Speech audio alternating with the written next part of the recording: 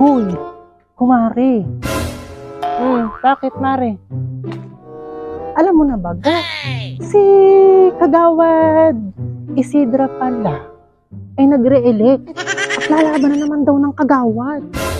Aba, ano kaya ang gusto niya sa kanyang buhay?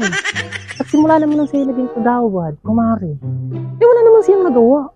Sana siya kumukuha ng kapal ng mukha, kumare, at nakita ko nung 19, nakita ko yung nagbabahay-bahay at kasama yung mga baguhang tumatakbong kagaya.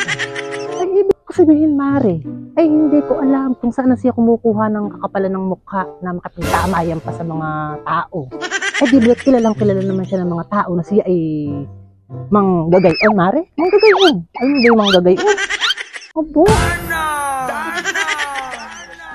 Oo, mare. Alam ko namang si Kagawad ay manggagayon nga.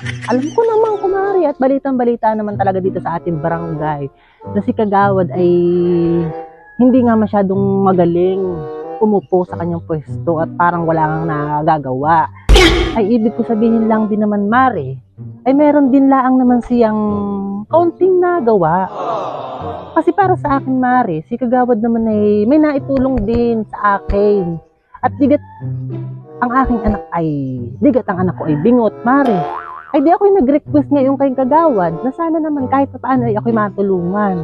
Oh, ay di natulungan ako ni Kagawad at ngayon inaoperahan na yung aking anak. Kaso ay di sa may tagiliran, mare, appendicitis.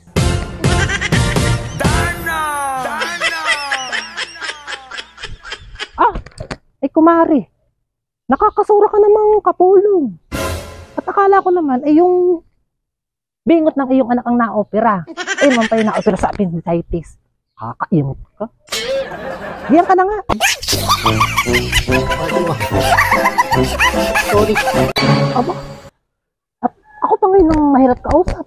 Eh sabi ko lang na may na-operahan yung aking anak. Ay totoo naman. Hoy, sa iyo.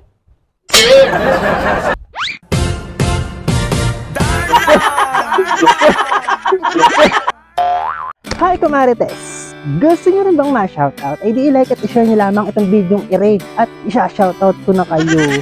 Shoutout nga pala kay Maria de la Cruz, Nel Ador Soriano from Legazpi City, at kay Alma Pantalonan, at kay Florentina America from Infanta, Quezon, at happy birthday naman kay Ate Sharon Aquino Escobar!